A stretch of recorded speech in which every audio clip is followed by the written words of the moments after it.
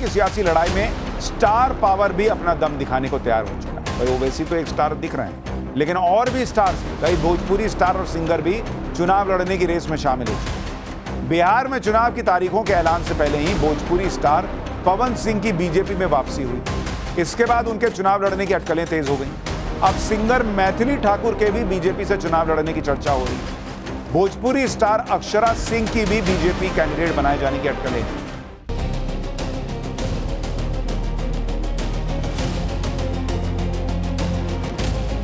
सुन लो तेजस्वी, सुन लो राजद के नेता, हम तुमको बता रहे हैं तुम्हारी नादानी तुमको नुकसान पहुंचाएगी।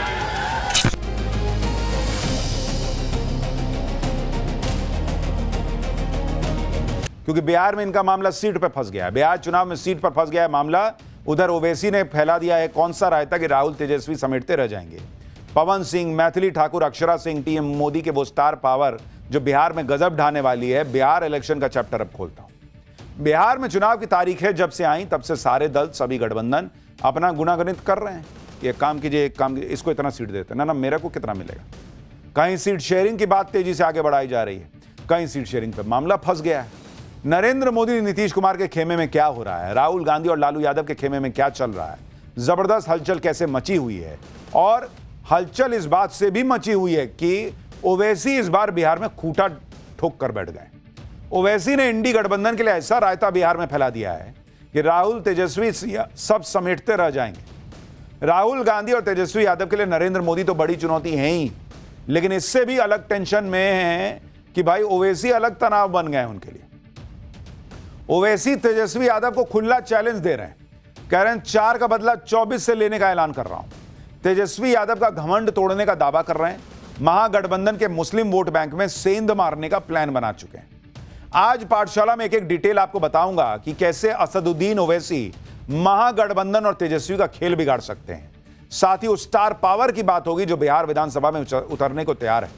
लेकिन पहले बिहार के इस ओवैसी चैलेंज का ट्रेलर देखिए।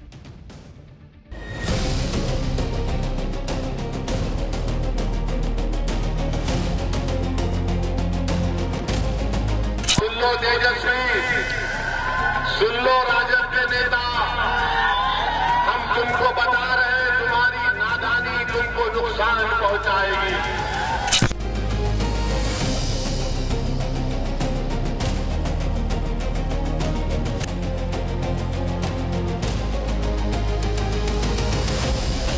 हाँ, मैं हैदराबाद से आया हूं, कोई चांद से नहीं आया हूं। और जब आ गया हूं तो कोई माइका लाल मुझे बिहार से नहीं बाहर भिजा सकता। ये बड़े भाई छोटे भाई की तो समस्या में तो वो सबसे ज्यादा फंस गए हैं। ओवैसी ने इस बार गजब ढा रखा है। बिहार में इस बार ओवैसी ठान कर आए हैं कि बॉस कुछ तो बड़ा करूंगा।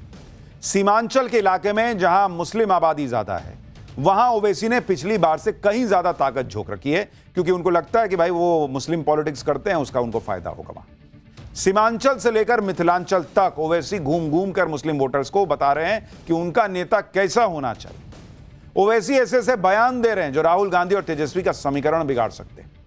बिहार में बड़ा मुस्लिम वोट बैंक है और इस वोट बैंक की दावेदारी में एक तरफ तेजस्वी यादव हैं, जिन्हें इस बार भी MY यानी मुस्लिम यादव फॉर्मूले के कामयाब होने की उम्मीद है। भाई उनके पिताजी के जमाने से चला आ रहा है कि MY फॉर्मूला लालू जी लेके चलते थे, उसी पे तेजस्वी चल रहा है।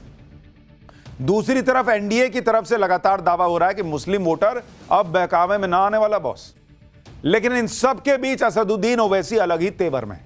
दरअसल ओवैसी बिहार में महागठबंधन के साथ मिलकर चुनाव लड़ने की तैयारी में थे, जिसके लिए उनकी पार्टी AIMIM ने RJD प्रमुख लालू यादव को कई बार चिट्ठी भी लिखी। लेकिन जब ओवैसी की बात नहीं बनी, RJD की तरफ से कोई जवाब ही नहीं आया, ऐसे में ओवैसी ने कसम खा ली कि वो तेजस्वी यादव और इंडी गठबंधन से तो बदला लेकर आएंगे। ओवैसी ने चेतावनी दे दी कि AIMIM के साथ गठबंधन नहीं करने का खामियाजा इंडी वालों को भुगतना होगा। सुनिए एक बार ओवैसी की चुनौती को, फिर आपको बताता हूं कि कैसे यह पूरा मामला ओवैसी फंसा देंगे सीमांचल में। सुन लो तेजस्वी, सुन लो राजद के नेता, हम तुमको बता रहे हैं तुम्हारी नादानी तुमको नुकसान पहुंचाएगी। तुम्हारा गुरूर और तुम्हारा इंशाअल्लाह।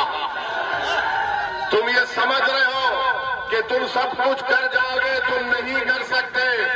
तुमको अगर बिहार में बीजेपी को रोकना है और बिहार में दोबारा मोदी और नीतीश कुमार की सरकार को अगर रोकना है तो तुमको ओवैसी और अख्तरुल ईमान का हाथ पकड़ना पड़ेगा। और अगर तुम नहीं पकड़ोगे तो उनको कोई फर्क नहीं पड़ता।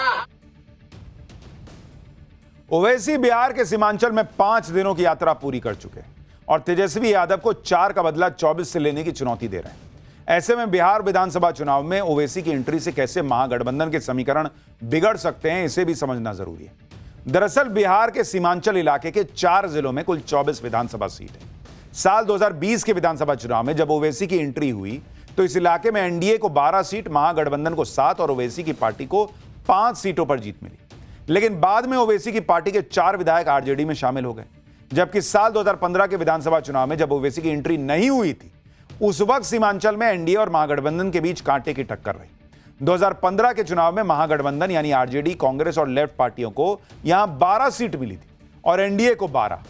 इसलिए ओवैसी इस बार सीमांचल की सभी 24 सीटों पर एआईएमआईएम का परचम फहराने का दावा कर रहे हैं, क्योंकि भाई जो इसका वो वोट काट रहे हैं वो महागठबंधन का काट रहे हैं। उन्हीं की सीटें खा गए थे पिछली बार और कह रहे हैं कि मैं हैदराबाद से आया हूं, कोई चांद से थोड़ी आया हूं, क्योंकि कुछ लोग कह रहे थे ये तो हैदराबाद से आया है। सुनिए ओवैसी। हाँ, मैं हैदराबाद से आया हूं, कोई चांद से नहीं आया हूं। और जब आ गया हूं तो कोई माइका लाल मुझे बिहार से नहीं बाहर भिजा सकता।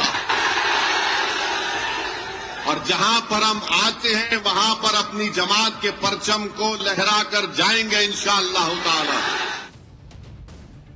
बिहार के सीमांचल इलाके में ही ओवैसी ने क्यों पूरी ताकत झोंक रखी है, इसके लिए सीमांचल में वोटर्स का गणित समझना जरूरी है। सीमांचल में भाई अररिया, कटिहार, पूर्णिया, किशनगंज जिलों में 24 विधानसभा सीट। और अगर आप देखेंगे कि ये जो सीमांचल का इलाका है, सीमांचल, उसमें कितनी सीटें हैं? 24 सीट है टोटल, जिसमें से पिछली बार 5 चली गई थी ओवैसी के खाते में। तो अगर आप देखेंगे 4 जिले ऐसे हैं सीमांचल में जहां पर जो मुस्लिम वोटर है, अगर आप उसको देखेंगे मुस्लिम वोटर, तो सीमांचल में 4 जिले ऐसे हैं जहां पर 40 से 70% मुस्लिम आबादी। इसमें अररिया में देखिएगा, अररिया में 43% मुस्लिम आबादी। कटिहार में देखिए, कटिहार में वहां पर 45% मुस्लिम आबादी।